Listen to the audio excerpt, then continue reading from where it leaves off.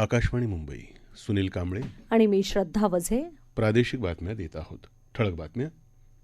विधानसभेत बहुमत सिद्ध करण्याचे राज्यपालांचे सत्ताधारी आघाडीला निर्देश. या निर्णयाविरोधात शिवसेनेची सर्वोच्च न्यायालयात धाव. शिंदेगड बहुमत चाचणीसाठी उपस्थित राहणार, बहुमत चाचणीत मतदान करू द्यावं अशी अनिल देशमुख आणि नवाब मलिक यांची न्यायालयाकडे मागणी.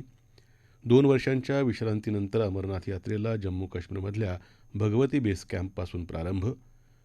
कोविड रुग्णसंख्येत सातत्यानं वाढ होत असल्याच्या पार्श्वभूमीवर राज्यांनी सावधगिरी बाळगावी असा केंद्र सरकारचा इशारा. आणि राज्यात येत्या 2 दिवसात सर्वत्र मुसळधार पावसाची शक्यता, हवामान खात्यानं वर्तवला अंदाज. राज्य विधानसभेत बहुमत सिद्ध करण्याचे निर्देश राज्यपाल भगतसिंग कोश्यारी यांनी राज्य शासनाला दिले असून त्याविरोधात शिवसेनेनं सर्वोच्च न्यायालयात धाव घेतली आहे. शिवसेनेचे विधिमंडळ पक्षप्रतोद सुनील प्रभू यांनी याचिका दाखल केली असून त्यावर तातडीनं सुनावणी घेण्याची विनंती त्यांचे वकील अभिषेक मनु सिंघवी यांनी न्यायालयाला केली. अपवादात्मक स्थिती लक्षात घेता संध्याकाळी 5 वाजता सुनावणी होणार आहे. माजी मुख्यमंत्री देवेंद्र फडणवीस यांच्या नेतृत्वाखालील शिष्टमंडळानं काल राजभवनात जाऊन राज्यपालांची भेट घेतली आणि राज्यातल्या सध्याच्या स्थितीच्या पार्श्वभूमीवर सरकारला बहुमत सिद्ध करण्याचे निर्देश द्यावेत अशी मागणी केली. त्यावर विधानसभेत उद्या बहुमत चाचणीला सामोरं जाण्याचे निर्देश राज्यपालांनी सरकारला दिले. त्यासंदर्भात राज्यपालांनी मुख्यमंत्री आणि विधिमंडळ सचिवालयाला पत्र लिहिलं आहे. उद्या सकाळी 11 वाजता विशेष अधिवेशन बोलवण्यात यावं आणि बहुमत चाचणीची प्रक्रिया संध्याकाळी 5 वाजेपर्यंत पूर्ण करण्यात यावी असं राज्यपालांनी या पत्रात म्हटलं आहे. काही नेत्यांची चिथावणीखोर वक्तव्य पाहता विधानभवनात आणि विधानभवनाबाहेर कडेकोट सुरक्षा व्यवस्था ठेवण्यात यावी. सभागृहाच्या कामकाजाचं थेट प्रक्षेपण करण्यात यावं. आमदारांनी त्यांच्या जागेवर उभं राहून शिरगणतीद्वारे मतदानाची प्रक्रिया पार पाडावी. कोणत्याही कारणास्तव बहुमत चाचणीची प्रक्रिया पुढे ढकलता येणार नाही.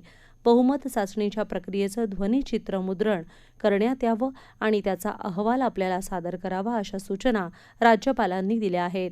आपण आपल्या समर्थक आमदारांसोबत मुंबईत परत येणार असल्याचं शिंदे यांनी जाहीर केलं आहे.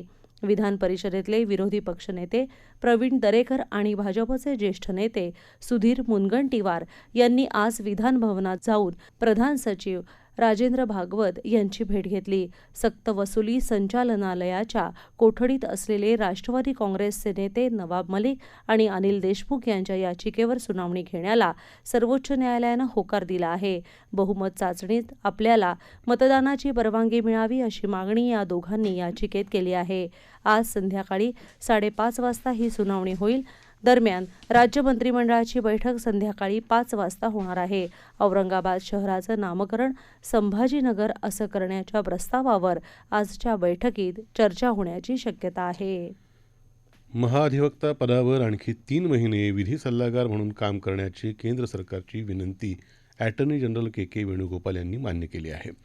2017च्या 1 जुलै रोजी माजी महाधिवक्ता मुकुल रोहतगी यांच्याकडून वेणुगोपाल यांनी पदाची सूत्र स्वीकारली होती. त्या पदावर त्यांची फेरनियुक्ती झाली. तिची मुदत उद्या संपत आहे. वैयक्तिक कारणांसाठी आपण पुढं काम करू इच्छित नाही, तथापि 3 महिन्यांसाठी काम सुरू ठेवू असं वेणुगोपाल यांनी सांगितलं. अमरनाथ यात्रेसाठी भाविकांचा पहिला जथ्था आज जम्मू काश्मीरमधील भगवती नगर बेस कॅम्पमधून रवाना झाला. जम्मू काश्मीरचे नायब राज्यपाल मनोज सिन्हा यांनी भाविकांच्या जथ्याला हिरवा झेंडा दाखवला. 43 दिवस चालणाऱ्या या यात्रेची सांगता 11 ऑगस्ट रोजी श्रावण पौर्णिमेला अर्थात रक्षाबंधनाच्या दिवशी होणार आहे. पृथ्वीवरचं नंदनवन समजल्या जाणाऱ्या काश्मीरमधली ही सर्वात मोठी धार्मिक यात्रा असून दरवर्षी सुमारे 6 ते 8 लाख यात्रेकरू अमरनाथला भेट देतात. गेली 2 वर्ष ही यात्रा झाली नव्हती. 43 दिवस चालणाऱ्या यात्रेकरता वाहतूक, आरोग्य, संपर्क, स्वच्छता अशा विविध सोयीसुविधा प्रशासन आणि श्री अमरनाथ श्राईन बोर्डातर्फे पुरवण्यात येतात. यात्रेकरूंच्या सुरक्षेकरता देखरेखीची विशेष यंत्रणा यंदा कार्यान्वित करण्यात आलेली असून अमरनाथ गुंफेपर्यंतचा पूर्ण मार्ग त्यामुळे नजरेखाली ठेवता येईल.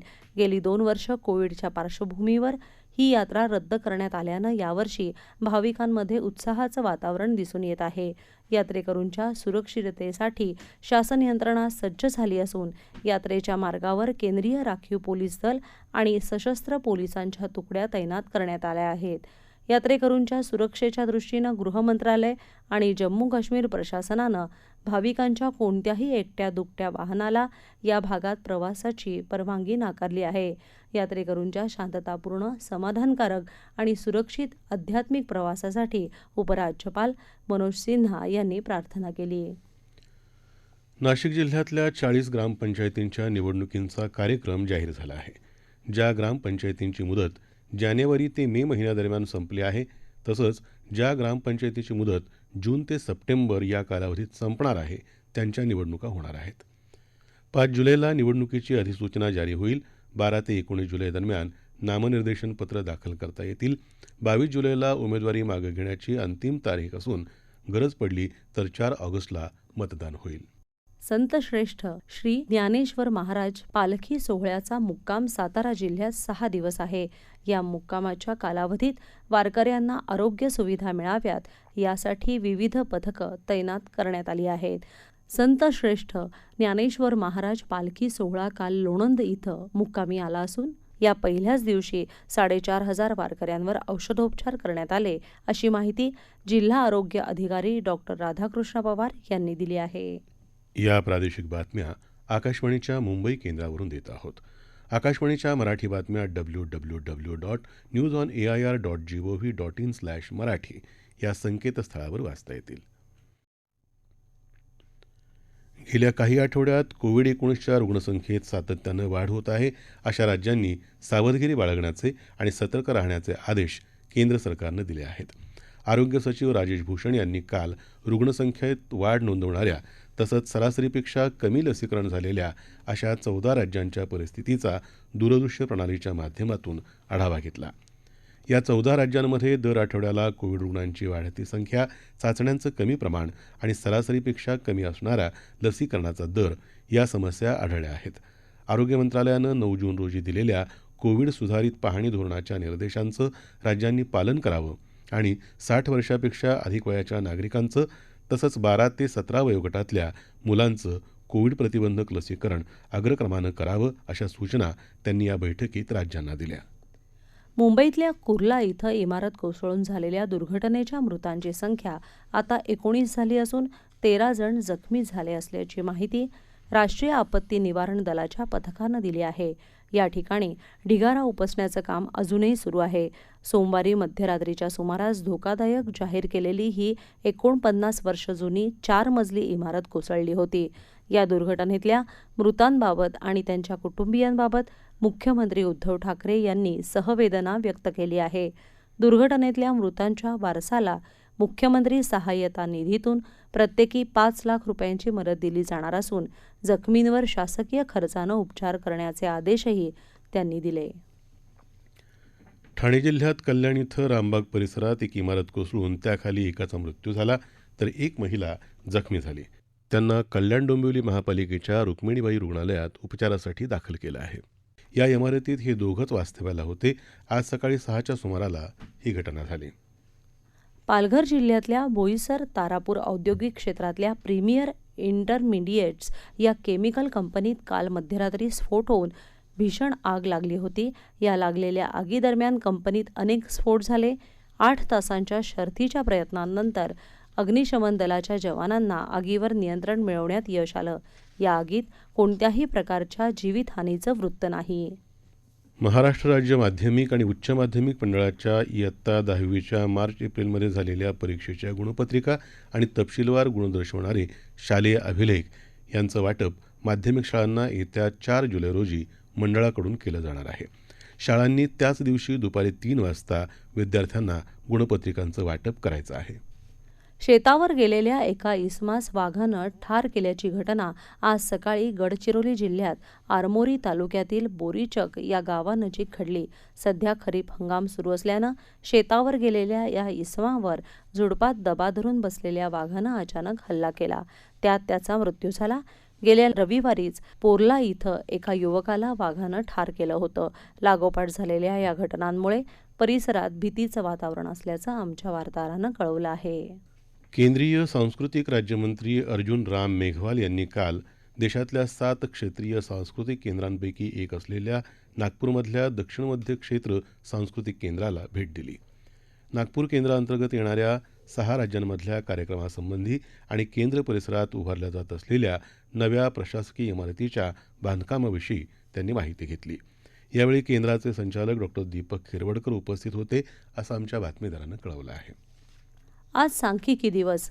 सांख्यिकी विकासात सातत्य ही यंदाच्या सांख्यिकी दिवसाची संकल्पना आहे. केंद्र सरकार 2007 सालापासून दरवर्षी 29 जून हा दिवस सांख्यिकी दिवस म्हणून साजरा करतं.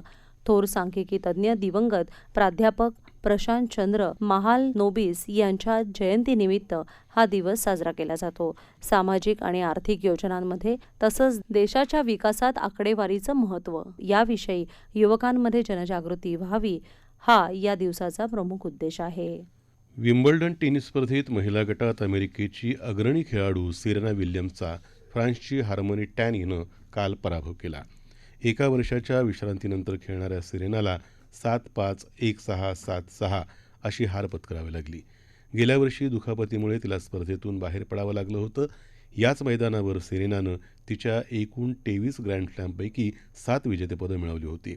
दुसऱ्या फेरीत आजचा सामना ब्रिटनची एम्मा रॉडकॉन आणि फ्रान्सची कॅरोलिना गार्सिया यांच्यात होणार आहे. पुरुषांच्या स्पर्धेत अव्वल मानांकित नोवाक जोकोविचची गाठ ऑस्ट्रेलियाच्या तानासी कोक्कीनाकिस याच्याबरोबर पडणार आहे, तर अँडी मरेचा सामना अमेरिकेचा जॉन इस्नर याच्याशी होईल. हे सामने भारतीय प्रमाणवेळेनुसार संध्याकाळी 6 वाजता सुरू होतील. ज्येष्ठ समाजसेवक डॉक्टर प्रकाश आमटे यांची प्रकृती पुन्हा बिघडली असून त्यांना पुन्हा रुग्णालयात दाखल करण्यात आलं आहे, अशी माहिती अनिकेत आमटे यांनी दिली आहे. आमटे यांना भेटण्याचा आग्रह धरू नये, वेळोवेळी डॉक्टरांकडून माहिती दिली जाईल, असंही अनिकेत आमटे यांनी म्हटलं आहे. राज्यात येत्या 2 दिवसात सर्वत्र पाऊस होण्याची शक्यता हवामान विभागानं वर्तवली आहे. सिंधुदुर्ग आणि रत्नागिरीत उद्या ऑरेंज, तर ठाणे, पालघरसह विदर्भ आणि मराठवाड्यातल्या अनेक भागात येलो अलर्ट दिला आहे. परवा कोकण किनारपट्टी, मराठवाडा आणि विदर्भात येलो अलर्ट दिला आहे. नाशिक जिल्ह्यात काही दिवसापासून चांगला पाऊस होत असल्याचं आमच्या वार्ताहरानं कळवलं आहे. आज सकाळपासून नाशिक शहरासह जिल्ह्याच्या अनेक भागात पाऊस पडत आहे. गेल्या 4 ते 5 दिवसांपासून चांगला पाऊस होत असल्यानं खरीपाच्या पेरण्या सुरू झाल्या आहेत. जिल्ह्यात सुमारे 9% पेरण्या झाल्या असल्याचं आमच्या वार्ताहरानं कळवलं आहे. मात्र अद्यापही 84 गावं आणि 83 वाड्यांना टँकरद्वारे पाणीपुरवठा केला जात आहे. येत्या 4 दिवसात जिल्ह्यात जोरदार पाऊस पडण्याचा अंदाज वेधशाळेनं व्यक्त केला आहे. त्यानंतर टँकरची संख्या कमी अधिक होण्याची शक्यता आहे. ठळक बातम्या पुन्हा एकदा. महाराष्ट्र विधानसभेत बहुमत सिद्ध करण्याचे राज्यपालांचे सत्ताधारी आघाडीला निर्देश.